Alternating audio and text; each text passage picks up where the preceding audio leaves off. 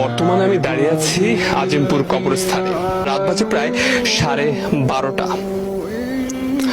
এখানে আসার উদ্দেশ্য হলো মানুষকে আসলে কিছু বার্তা দেয়া, তাদেরকে আসলে জীবনের বাস্তবতা সম্পর্কে কিছুটা ধারণা দেয়া।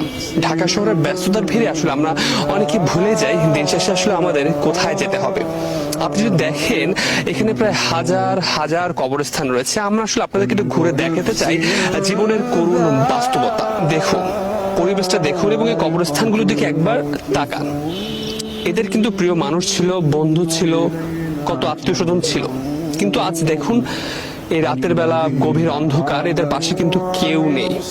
আপনার বেলাও কিন্তু ঠিক একই ধরনেরই ঘটনা ঘটবে। আমরা যদি এই সত্যটা উপলব্ধি করতে পারি, হয়তো আমাদের জীবন অনেকাংশেই বদলে যাবে। রাত গভীর হলে কবরস্থান যেন আরো নিস্তব্ধ হয়ে আসে। পুরো পরিবেশ স্মরণ করিয়ে দেয় সব রাস্তা একদিন এই নীরবতার দিকেই ফিরে আসে। অনেক তরুণের এই ভুল ধারণা রয়েছে তারা হয়তো মৃত্যু হলে মারা যাবেন, কিন্তু বাস্তবতা হলো আমরা কবরস্থানে এসে দেখতে পেয়েছি অনেক তরুণ কিন্তু এখানে ঘুমিয়ে আছে।